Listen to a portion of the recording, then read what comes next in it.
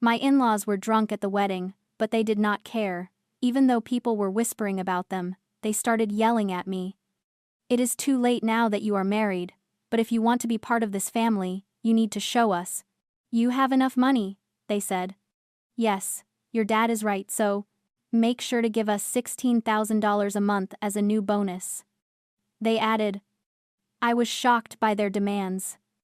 I could not believe they would say such things at my wedding reception. I just stared at them, feeling my face go pale. My dad took the microphone from them. "Have you ever been blindsided by a family member's greed right when you were supposed to be celebrating? Drop a comment and let me know where you are listening from and what time it is for you right now. I would love to know who is part of our community." My father, Thomas, did not raise his voice. He did not have to. He stood there with the poise of a man who had spent 30 years looking down from a high court bench, a man whose silence carried more weight than their drunken shouting ever could. I watched his knuckles whiten around the microphone, the only sign of the storm brewing beneath his calm exterior. He looked at Jennifer and Gary, not with anger, but with the same clinical disappointment he used for a particularly poorly argued case. For a second, the Manhattan penthouse went silent, save for the hum of the air conditioning and the distant siren of an ambulance on the street below. I stood there in my custom silk gown, the lace itching against my skin, feeling like a specimen under a microscope. This was supposed to be the start of my life, but looking at my mother-in-law's smirking, flushed face, it felt more like an audit. Jennifer reached out, trying to snatch the microphone back, her expensive jewelry clinking like tiny glass shards. She laughed, a sharp, brittle sound that set my teeth on edge, and leaned in close enough for me to smell the expensive gin on her breath. She told my father to lighten up, that we were all family now, and that family looked after each other's interests, but as she spoke, her eyes stayed fixed on me, cold and calculating. She started talking about Ethan, about how he was their treasure, their legacy, and how a woman like me should be grateful to even stand in the shadow of their name. She leaned in even closer, whispering that my title as a senior software architect was just a nice hobby, but it was time to put that high-end salary to actual use for the family that had welcomed me. I looked over at Ethan, my heart hammering against my ribs, waiting for him to step in. I was waiting for the man who had promised to be my fortress, the man who had spent a year convincing me that my heart was safe with him. But Ethan did not move. He stood there, adjusting his cufflinks, his eyes fixed on a point somewhere above the guests' heads. He looked perfectly polished and completely hollow. It was then that the first crack appeared in my version of reality. I realized that my initial silence was not just shock. It was a survival instinct I had honed over years of building my own success from nothing. It felt like a house of cards was collapsing in slow motion. I had spent my entire career designing systems that were logical, secure, and resilient. I had built the Aegis architecture to be a fortress against bad data and external threats. And yet, I had let this family walk right through the front door of my life without a single security check. I realized that I had been living in a cage I thought was gold, but was really just painted iron. I had been so desperate for the warmth of a full family, something I had lacked since I lost my mother, that I ignored the cold iron bars being forged around me. This was the invisible chain of a survivor.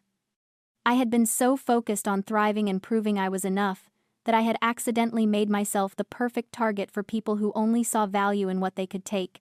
Jennifer's hand brushed against my arm, and I flinched. It was not a touch of affection, it was a touch of ownership. She told me to be sensible, to stop making a scene, and to think about the contract we had discussed. She called it a test of my devotion. She made it sound so normal, so necessary, like I was the one being unreasonable for wanting to keep the money I had worked 80-hour weeks to earn. I felt the suite closing in on me, the luxury of Manhattan suddenly feeling like a very expensive prison cell. I did not cry. I did not scream. I just looked at the exit, and realized that the only person who was going to save me was the woman who had built everything she owned with her own 2 hands. Ethan walked into the bridal suite, 2 minutes after his mother left.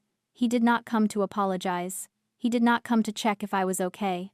He walked in and checked his reflection in the full-length mirror, adjusting the same tie I had picked out for him 3 months ago. The scent of his cologne, which used to feel like home, now felt like a chemical signature on a predatory loan. He looked at me through the reflection and said that I was being difficult. He told me that my reaction in the hallway was embarrassing to him and that his mother was only trying to ensure our future was secure. It was a masterclass in gaslighting. He spoke with a calm, practiced tone, the kind he used to land high-level marketing accounts. He told me that I was clearly exhausted from the wedding planning, and that my stress was causing me to hallucinate malice where there was only tradition. He said that, in Manhattan, family was a brand, and a brand required investment. He described the $16,000 a month not as a theft, but as a subscription to a lifestyle I was lucky to be part of. He actually said that I should view it as a management fee for the social capital his parents provided. Then came the knife in the dark. He leaned against the mahogany doorframe and told me that Jennifer was worried about my mental state. He said she had already been forced to tell our guests that I was having a minor breakdown due to the pressure. I realized then that while I was in here trying to find my breath, Jennifer was out there poisoning the well. She was running a whisper campaign, turning my shock into a symptom of instability. If I complained now, I was just a hysterical bride. If I fought back, I was proving her right. It was a perfect, circular trap, designed to isolate me, until I had no choice but to sign that contract for the sake of my own reputation. This was the trap of normalized cruelty. I watched Ethan, and realized that to him, this was not a betrayal. To his family, the exploitation of an outsider was just a standard business practice. They had spent decades treating people as assets to be depreciated and discarded. They were not shocked by what they were doing to me. They were truly, genuinely shocked that I was not complying with the audit. In their world, empathy was a liability, and greed was a legacy. They had normalized this behavior for so long that they no longer saw the blood on their hands, they only saw the profit on the balance sheet. I stood by the window and looked out at the city skyline, but I was really looking at the numbers in my head. I thought about my architectural designs, the logic gates, the fail-safes. My entire life was built on the principle that if a system is compromised, you do not try to fix it while it is running. You shut it down. You isolate the threat. You purge the corrupted data. Ethan asked me if I was listening. He told me that the band was waiting for our first dance and that I needed to fix my makeup and get back out there. He said that if I signed the papers now, we could forget this ever happened and start our life.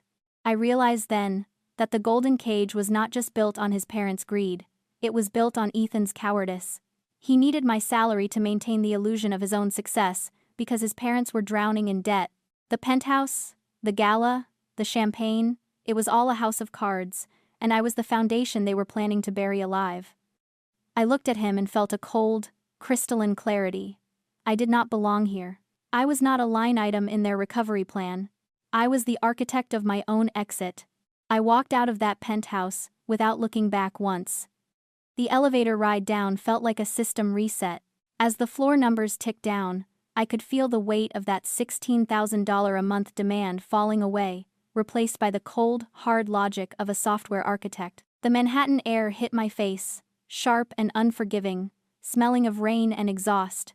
I did not call a cab to go back to the apartment I shared with Ethan. That place was a compromised server. I went to the only place where the truth was still a protected asset, my father's study in Brooklyn. The room smelled of old leather, cedar, and the silent weight of 1,000 law books. Thomas did not offer me a hug or a glass of water when I walked in, still wearing a wedding dress that now felt like a funeral shroud. He just looked at my face, saw the clinical distance in my eyes, and nodded. He knew. He had spent his life reading people from a high court bench, and he could see that I had finally performed a forced shutdown on my own delusions. I sat across from his mahogany desk, the ivory silk of my skirt spilling onto the Persian rug, and told him about the contract. I told him about the $16,000, the annual bonus, and the whisper campaign Jennifer was already running against me. Thomas did not look surprised. He reached into a drawer and pulled out a thick manila folder. He told me that emotion is just bad data in a critical audit, and it was time we looked at the actual balance sheet of the family I had almost joined. For the last few months, his judicial instincts had been screaming, and he had been doing what he did best, gathering evidence. We did not talk about my broken heart. We talked about Gary's liabilities. As we went through the documents, the scale of the deception became clear. Gary's prestigious consulting firm was a ghost. It was a hollow shell. a front designed to maintain the appearance of Manhattan royalty while the bank accounts were bleeding out. My father showed me the public records he had pulled through his connections. Gary had not landed a major client in 3 years. They were not wealthy, they were professional debtors. Then we found the true motive behind the salary ransom. The Manhattan penthouse, the one where the party was still happening, was facing immediate foreclosure. The bank had issued a final warning 6 weeks ago. Jennifer and Gary were not looking for a family bonus. They were looking for a bridge loan that never had to be repaid. My $16,000 a month was the exact amount needed to cover the delinquent mortgage payments and property taxes to keep the lights on for another month. They were not welcoming me into a family. They were recruiting a silent investor to liquidate my own future to save their sinking ship. I stared at the numbers on the page, feeling a sense of enlightenment that had nothing to do with peace. This was not a breakdown. It was an audit. I realized that every "I love you" from Ethan, every warm smile from Jennifer, had been a calculated attempt to increase their credit limit. My compassion had been a luxury they had overdrawn for years. I looked at my father, and for the first time that day, I felt powerful. I told him I wanted a full forensic audit of everything Gary had touched during our engagement. If they were going to treat my life like a business transaction, I was going to make sure they knew exactly what happens when a contract is breached. I took out my phone and blocked Ethan's number. The system was now officially offline. The grandfather clock in my father's study ticked with a heavy, rhythmic finality that matched the beating of my heart. We had been sitting there for 3 hours, the silence between us only broken by the crisp sound of turning pages and the scratching of my father's fountain pen. Thomas was in his element. He was no longer just my father, he was the Honorable Judge Thomas, presiding over the total collapse of my former life. He did not look up when the forensic accountant's report arrived in his inbox. He simply printed it and slid the final page across the mahogany desk toward me. I picked it up with hands that had finally stopped shaking. I scanned the lines of data, the logic of the numbers cutting through the emotional fog like a high-powered laser. Then, I saw it. The kill shot. Gary had not just been waiting for my $16,000 a month salary to save his penthouse. He had started the harvest months ago. I stared at a copy of a high-interest bridge loan for $250,000. The borrower's name at the bottom was mine. The signature was a near-perfect replica of my own, but the loop of the Y, in Zara, was just a fraction too wide. It was a performance of my life by a man who viewed me as nothing more than a high-yield asset. Gary had used the detailed background check information and financial statements I had provided for our prenuptial vetting. I had handed him the keys to my identity, because I thought we were building a union. Instead, he had used that data to forge my signature on a predatory loan to cover his firm's massive losses. This was not just greed or a family misunderstanding. This was a systematic identity harvest. They did not just want my money, they wanted to liquefy my entire future and pour it into their black hole of debt. I felt a final, cold snap in my chest. That last thread of family duty I had been clinging to did not just break. It evaporated. I realized that Jennifer, Gary, and even Ethan were not family members I had disappointed. They were a sophisticated security threat that had breached my internal servers. They had mapped my vulnerabilities, my desire for belonging, my respect for elders, and used them to install a virus designed to drain my life's work. I looked at my father. He was watching me with an expression that was almost proud, the way an architect looks at a bridge that has survived its first hurricane. He asked me what I wanted to do. In the past, I might have asked how we could resolve this quietly, to save their reputation. I might have worried about Ethan's career. But those thoughts were legacy data. They were irrelevant. I told him that I no longer saw them as family. I saw them as a security breach that needed to be patched, permanently. Gary had committed a felony. He had not just asked for a loan. He had stolen my identity to commit fraud. I felt a crystalline clarity settle over me. This was not a tragedy anymore. It was a recovery operation. I told my father to file the criminal complaint. I did not want a civil settlement. I did not want an apology. I wanted a full system purge. I took out my phone and looked at the blocked messages from Ethan. They were just bad code now. I deleted the entire conversation thread without reading it. I was no longer a bride waiting to be saved. I was the architect. And it was time to rebuild the fortress. The Manhattan Heritage Gala was exactly what I expected. The grand ballroom was a masterclass in artificial perfection, filled with the scent of lilies and the sharp, metallic tang of expensive champagne. Jennifer stood in the center of a circle of board members and donors, her smile as fixed and brittle as a porcelain mask. She was performing the role of the elegant matriarch, her silk gown shimmering under the weight of a dozen crystal chandeliers. But beneath the surface, I knew the foundation was rotting. The penthouse where the party was being held was a ghost, a hollow monument to a fortune that no longer existed. I did not arrive in the ivory silk of a bride. I stepped into that ballroom wearing a charcoal power suit, my hair pulled back with a precision that signaled the end of the performance. I did not offer a smile or a tear, I offered an audit. As I moved through the crowd, the whispers Jennifer had started, the lies about my mental breakdown died in the throats of the guests. They did not see a hysterical woman. They saw the senior software architect of their own downfall. Jennifer saw me, and her face shifted from a practiced grin to a snarl. She started to speak, her voice dripping with that familiar condescension, telling me that I had embarrassed the family long enough and that I should leave before security was called. I did not respond with anger. Anger is a variable I had already purged from the equation. I simply walked up to her, pulled a thick manila folder from my bag, and set it on the table between two crystal vases. I told her I was not there for an apology, I was there to deliver a notice of breach. I watched her hands tremble as she opened the folder. Inside was the evidence Gary and Ethan thought was hidden. The forensic proof of the signature forgery on the $250,000 loan. And the official notice of sale from the bank. The penthouse was being seized in 48 hours. Their rented status was officially insolvent. Jennifer's composure did not just crack, it shattered. She realized the audience was not just her social circle anymore. It was a room full of witnesses to her family's criminal decay. She fell to her knees, her silk skirt catching on the edge of the table, and began to beg. She talked about family blood and legacy, about how we could fix this if I would just use my salary to cover the immediate debt. I looked down at her and realized that sometimes, the greatest liberation is not forgiveness. It is the total, clinical severance from people who view your compassion as a resource to be overdrafted. This was the moment I chose to buang ba huayat tung de tim lai chin min. I understood that cutting a toxic tie, even one tied by marriage or history, was not an act of betrayal. It was an act of reclamation.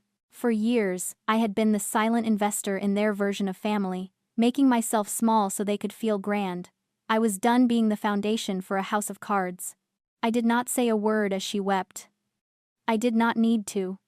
My silence was the final judgment, a period at the end of a long, expensive sentence. I turned my back on her and walked toward the exit, my steps steady on the polished floor.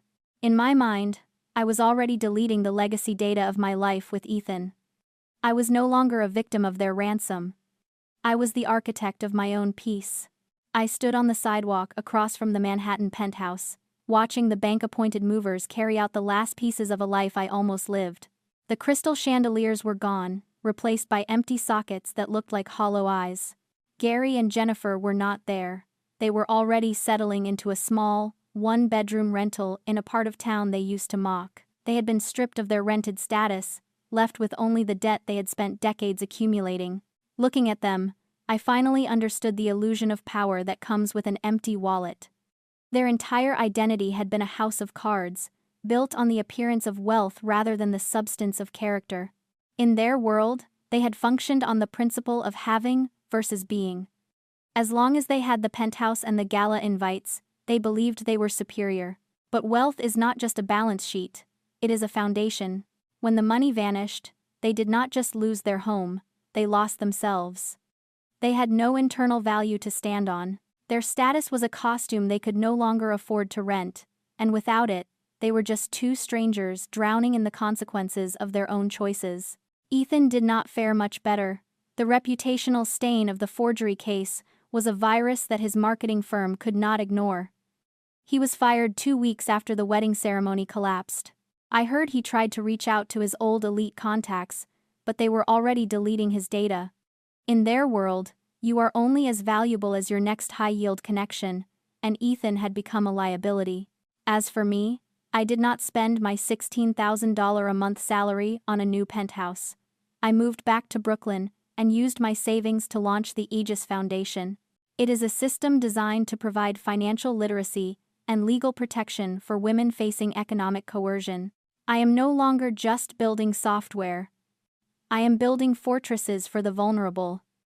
I am using my architectural skills to ensure that no other woman is ever held for ransom by the people who claim to love her.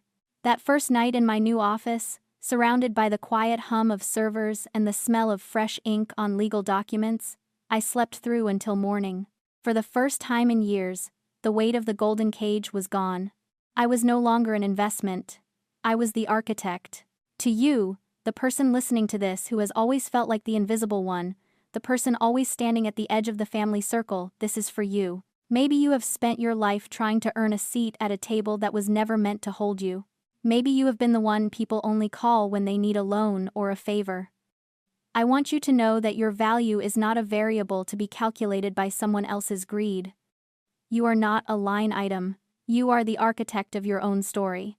Sometimes the most powerful thing you can do is walk out of the room where you are not respected and build your own.